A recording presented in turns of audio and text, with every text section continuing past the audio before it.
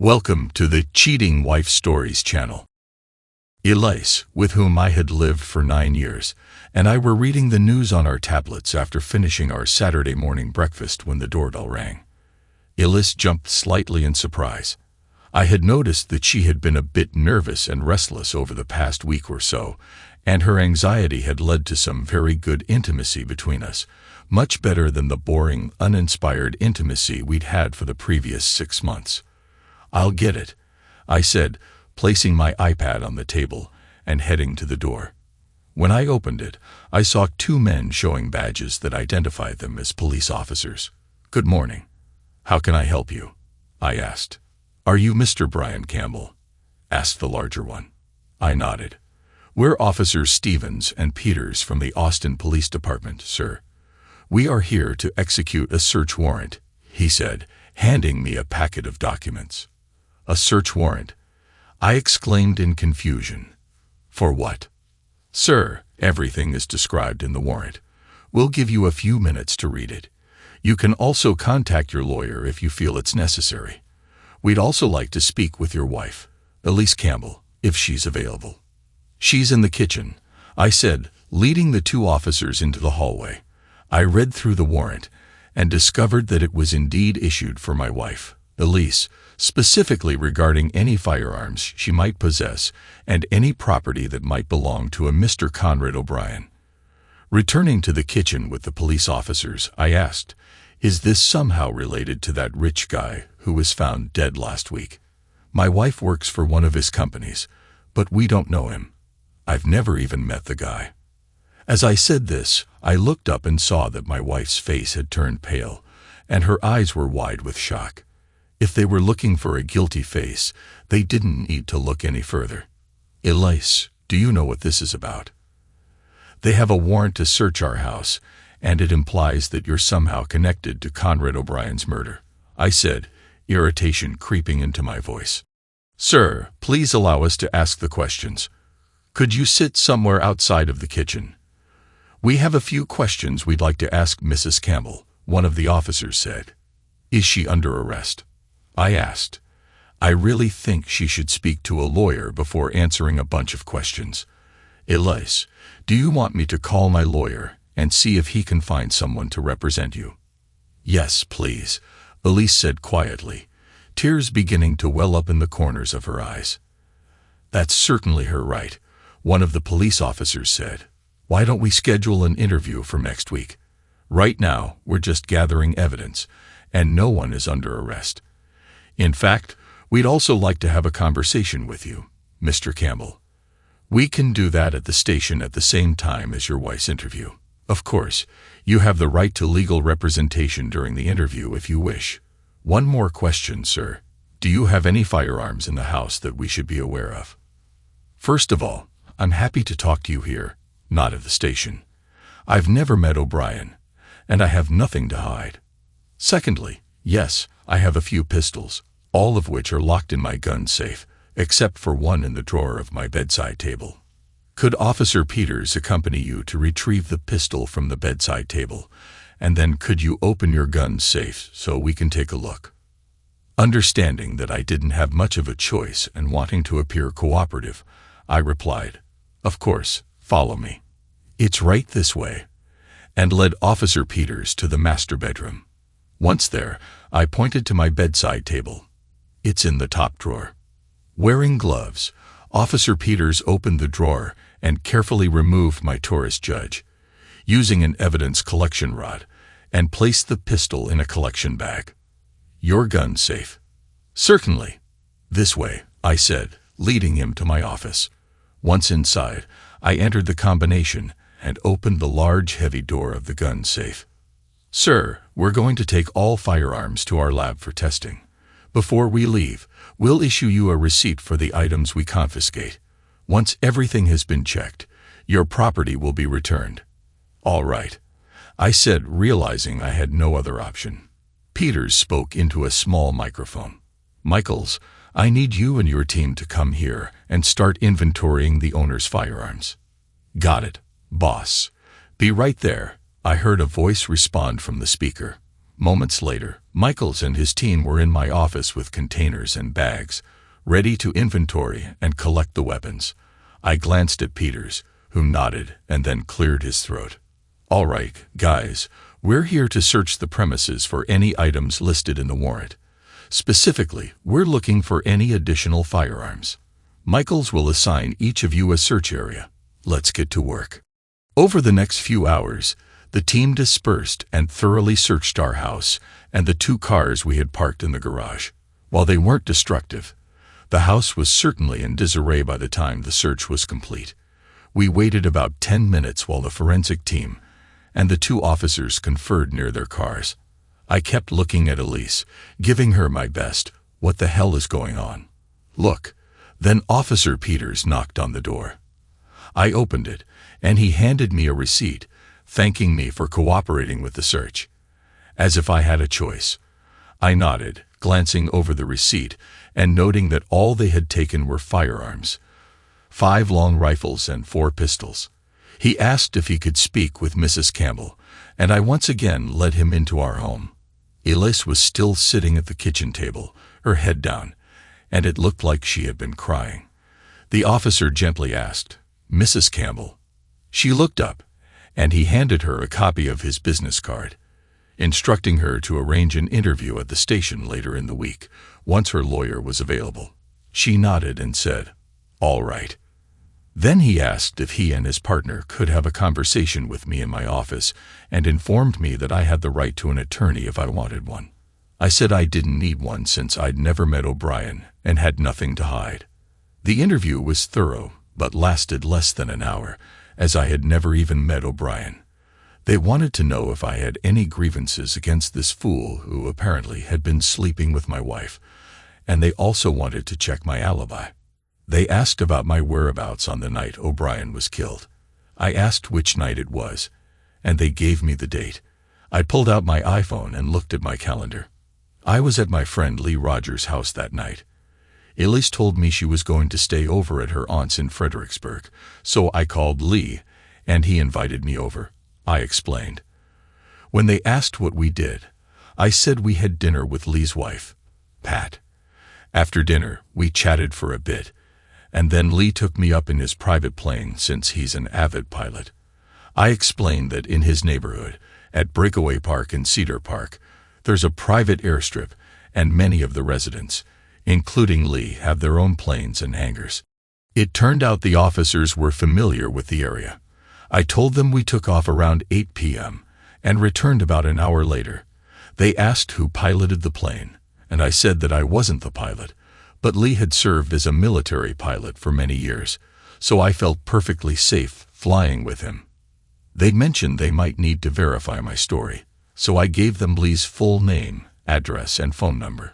Later, I talked to Lee and learned that the police had interviewed both him and Pat at their home, and they both confirmed my story. They also provided the police with surveillance footage they got from their HOA. The footage was from a camera aimed at the airstrip, showing planes taking off and landing. The video confirmed that Lee's plane took off at 8:05 p.m. and returned at 9:15 p.m. The police thanked me for my cooperation and left. I returned to the kitchen and spoke to my wife. "What the hell does all this mean? You work at one of his companies, but I never thought you had anything to do with that scumbag O'Brien. What the hell is going on, Elise? Were you having an affair with that idiot?" She looked up at me, her lower lip trembling, tears streaming down her face.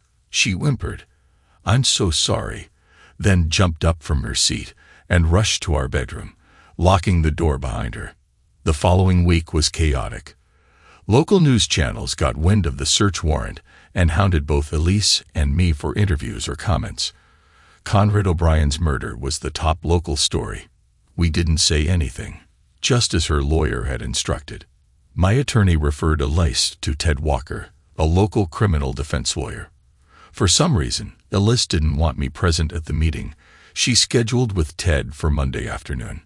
Something was definitely wrong. O'Brien had made millions developing software and online projects. His companies had once employed over 1,000 people locally, but a few years ago, He outsourced most of his development work to India to cut costs. Nonetheless, he frequently made headlines, often for charitable donations, and he still employed quite a few people, including Elise. However, there were rumors that old Conrad was a womanizer, particularly fond of bedding attractive married women. Walker arranged for Elise to meet with the police at 9:30 a.m. on Friday. She told me that Ted believed the police were just fishing for information and doubted anything substantial would come of it. Well, Ted couldn't have been more wrong.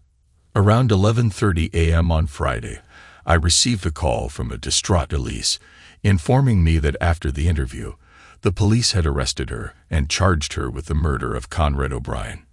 She was taken into custody and placed in the women's jail downtown, with a bail hearing set for the following Monday. I asked if I could attend the bail hearing, but I was told it was closed to the public. Late Monday evening, Elise called me, and it sounded like she had been crying. She said her bail had been set at $500,000 and asked if I could post it for her.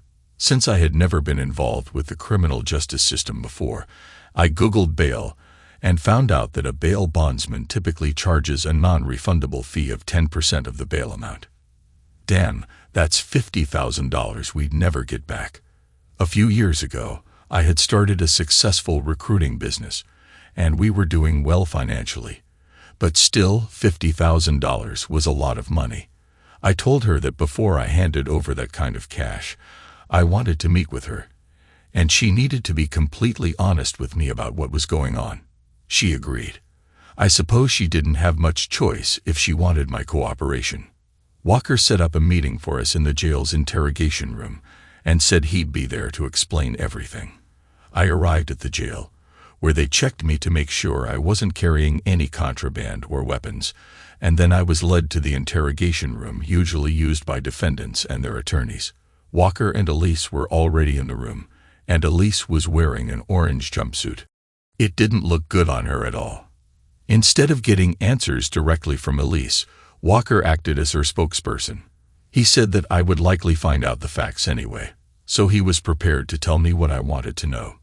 He revealed that Elise and O'Brien had been having an affair for about 6 months, which had only ended because of his death.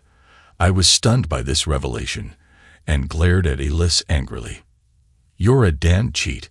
No wonder sex with you was so damn boring until that jerk died.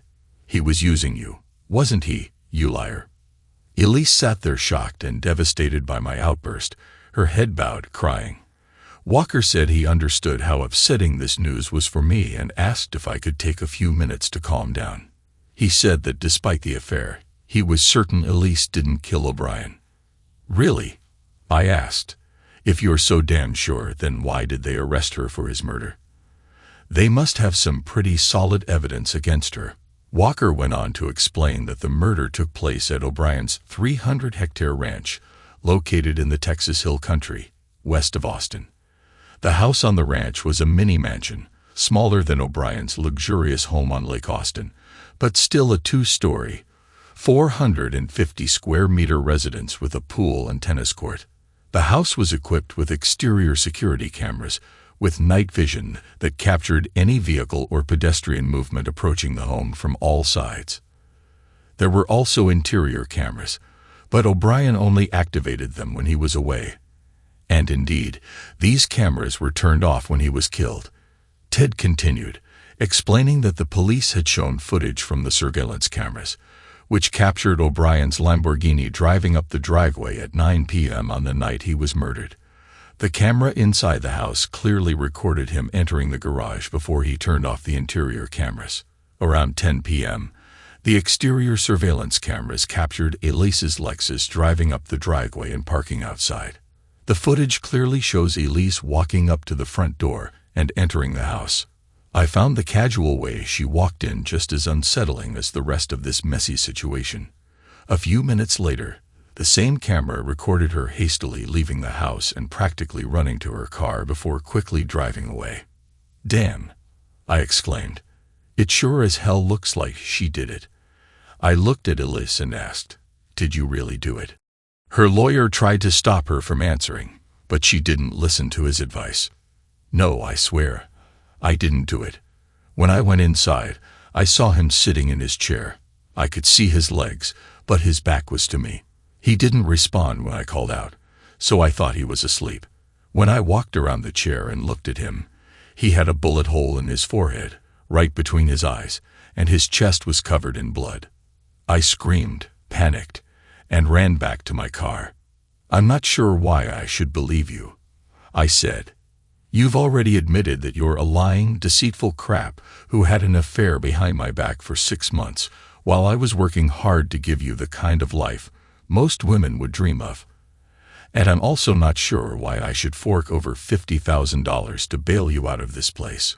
Walker tried to bring some much-needed calm and logic to the conversation. He explained that since we were in a community property state, half of our money belonged to Elise, and they could get those $50,000 with or without my help. In the end, I gave in and agreed to cooperate, but I made it clear to Elise that regardless of my cooperation, we were done. Walker remained optimistic that Elise could avoid charges, despite the fact that she had been at O'Brien's house and fled the scene without calling the police. Walker summarized the evidence gathered by the police. "The good news is that the ballistic analysis didn't match any of the guns from your home to the murder weapon. Unfortunately, the bad news is that the only people caught on O'Brien's surveillance cameras in the past week were O'Brien and Mrs. Campbell." The details of the case hit the media, and they turned our lives into a living hell. Reporters hounded us outside our home when we weren't there and even outside my office. Some of the questions made me look like a clueless cuckold. They asked if I knew about her affair with O'Brien, and so on. I guess I was a clueless cuckold. Once, I snapped back at the reporters, saying that I had never even met O'Brien and had no knowledge of any relationship between him and my wife. I certainly would never have allowed it if I had known. I kicked Elise out of our bedroom, and now she slept in the guest room and used the guest bathroom. She told me that Walker said we needed to appear as a united couple to avoid further damaging public opinion, which might affect potential jurors. Get lost, Elise. Now that your boyfriend's dead, you want to be a united couple? Where was this united attitude when you ditched me to sleep with that scumbag? You know, after hearing Walker lay out the prosecution's evidence, I'm convinced you did it. You're not just a sneaky cheater, you're a cold-blooded killer. I'm glad the state's keeping my firearms until this case is over. I don't trust you as far as I can throw your pathetic ass. I even installed a bolt on my bedroom door so you can't get to me while I'm sleeping." She looked at me with a shocked expression, at least that she was good at.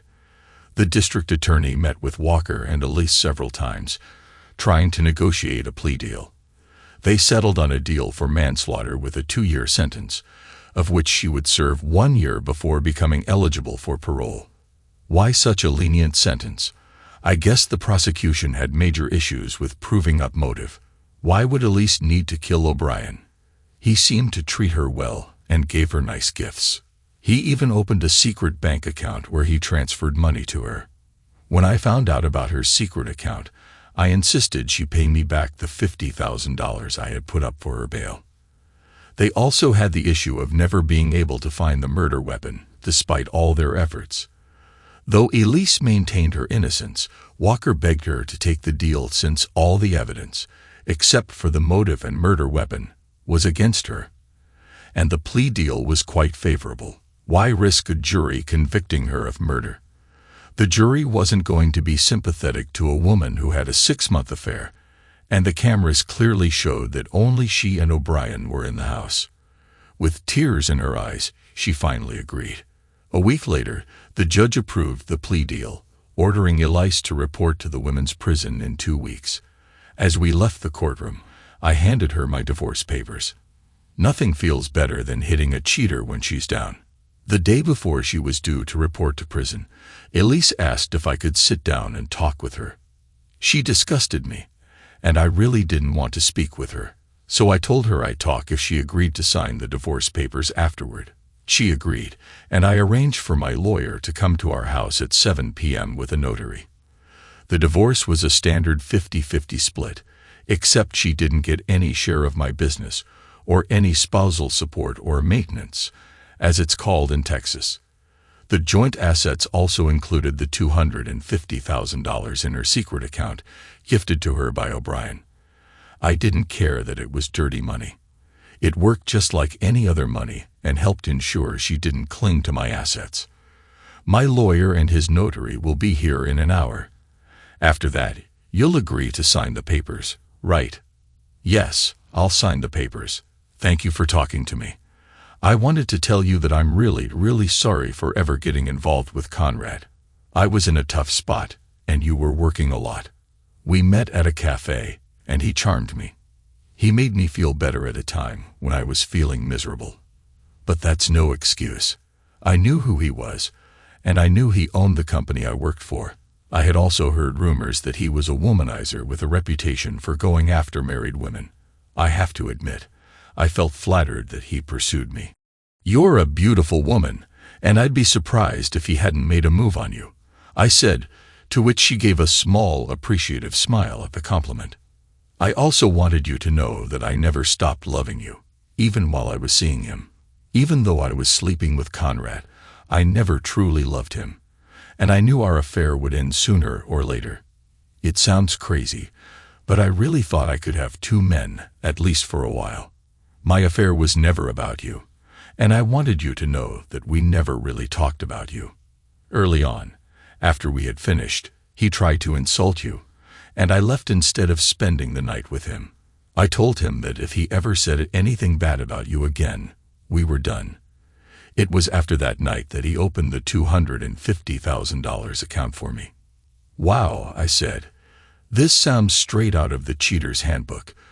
Chapter on what to say when you get caught.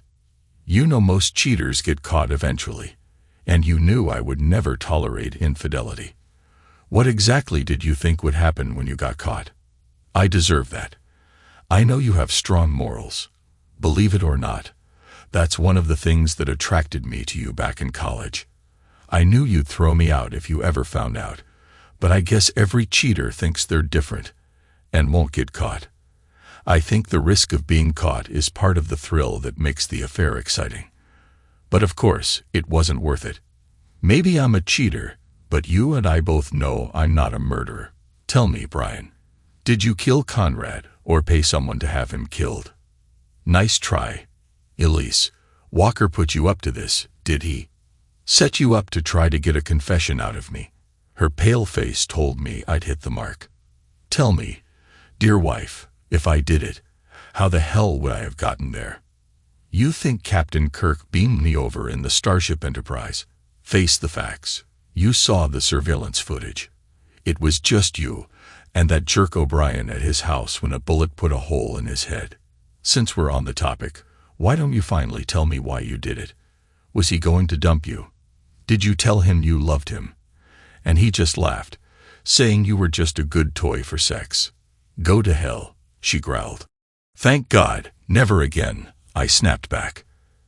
At that moment, the doorbell rang, signaling the arrival of my lawyer and his notary. I think this conversation is over. Time to end this miserable marriage, I said, stepping out of my office to open the door. For once, the lease kept her word and signed the divorce papers. In a few months, I'd be a free man, and my ex would be sitting in a medium-security state prison. I even played the gentleman and drove her to jail. Okay, let's be honest. I wanted to make sure that she was locked up and out of my life for good. 6 months later, I was at Lee's house, celebrating the finalization of my divorce, which had come in the mail earlier that week. We were sitting in his bar, drinking adult beverages, and Lee was smoking a fine cigar. Do you feel even a little guilty? I asked him. Lee gave me a sharp look. That bastard killed my younger sister. He had it coming. Maybe he didn't pull the trigger himself, but he seduced her, a married woman with 2 kids.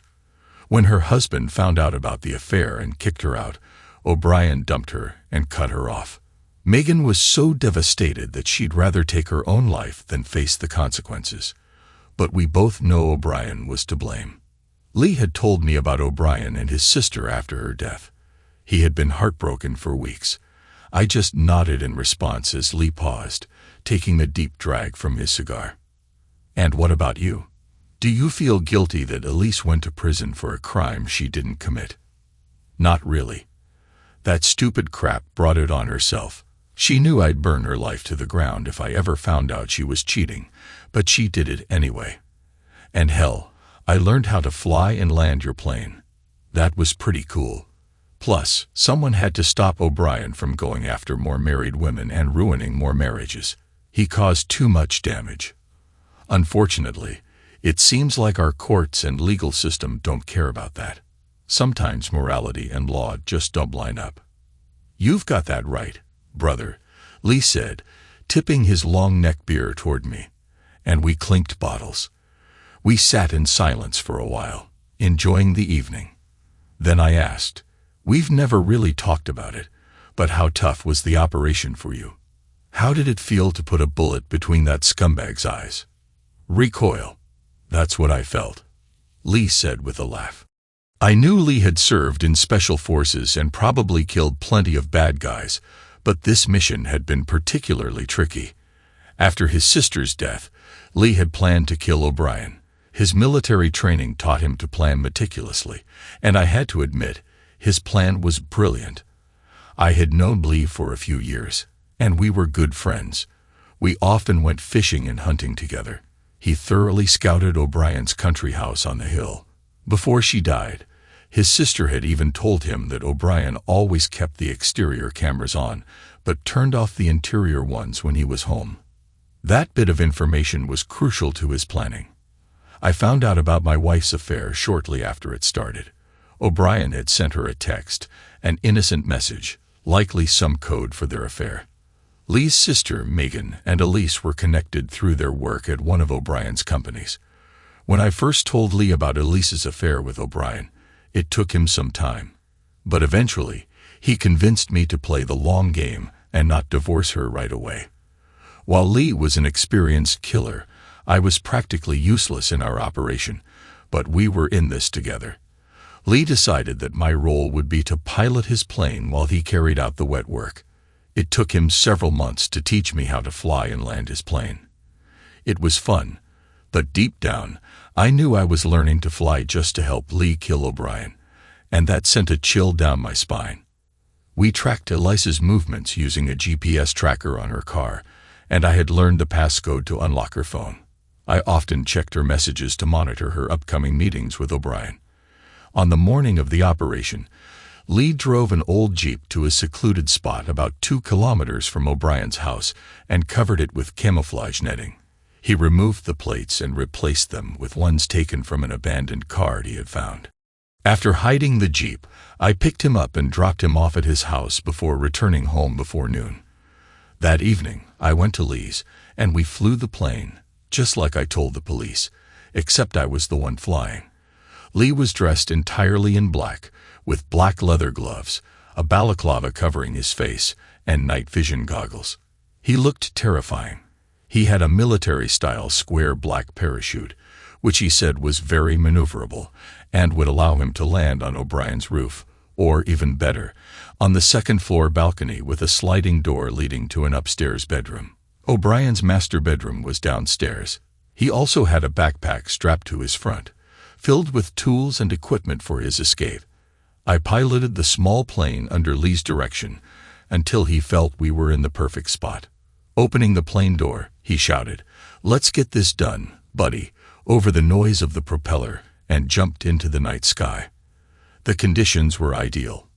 Darkness, barely any moonlight, and calm winds, allowing Lee to make a perfect landing on the second-floor balcony. From his recon, he knew the cameras weren't pointed at the balcony. He picked the lock on the balcony door and waited there until O'Brien arrived and turned off the indoor surveillance cameras. Lee quietly entered the house and crept down the stairs. He told me that he wanted to have a conversation with O'Brien before shooting him. By tracking Elise's car with GPS, we knew she was still about an hour away. We didn't think there were any listening devices in the house, but Lee didn't want to take any chances, and in the end, he didn't care what O'Brien had to say. He found a spot where he could watch O'Brien and waited for him to sit down. as he didn't want his target to panic and run outside. Once the bastard sat in his chair, Lee appeared, pointing a gun at O'Brien's head. To say O'Brien was shocked and terrified would be an understatement. At first, Conrad thought he was the victim of a home invasion and quickly offered the masked man money and valuables. With the gun still aimed at O'Brien's head, Lee calmly approached him and whispered in his ear, "This is for Megan." Taking a step back, Lee saw the realization hit O'Brien, and he also noticed a large wet spot forming on O'Brien's pants. Then Lee pulled the trigger, ending O'Brien's pathetic life. Lee's escape gear was a dismantled ultralight hang glider, made with lightweight aluminum struts that fit together to support the nylon fabric of the wings. It took him about 10 minutes to assemble the glider. Since the exterior cameras were angled downward to catch intruders, Lee figured he only needed to fly about 100 meters away from the house to avoid detection. After making sure he packed all his gear, he stepped back onto the balcony and locked the door from the outside this time. He climbed from the balcony to the roof and used a rope he had tied to pull the assembled hang glider up onto the roof. Fortunately, the roof's slope was manageable, so he carefully climbed to the highest point with the glider. Feeling a light breeze on his face, he took a running start along the ridge of the roof and launched the glider. He told me he must have been pumped with adrenaline because he probably flew 500 meters before landing. Once on the ground, Lee disassembled the glider and made his way to the Jeep. He packed up his gear and drove off into the night. The next day, he disposed of the gun, the hang glider, and the black clothes he had worn. He even got rid of his shoes to avoid leaving any traces. Hearing Lee recall this part of the mission, I exclaimed, "Lee, you've been retired for over 10 years, but you've still got it." "Brian, I did it for my little sister. May she rest in peace. As Toby Keith once said, I ain't as good as I once was, but I'm as good once as I ever was." Thanks to everyone who took the time to listen to today's stories. If you enjoyed it, please consider liking and subscribing if you haven't already. Feel free to share your thoughts on the events in the comments below. Take care.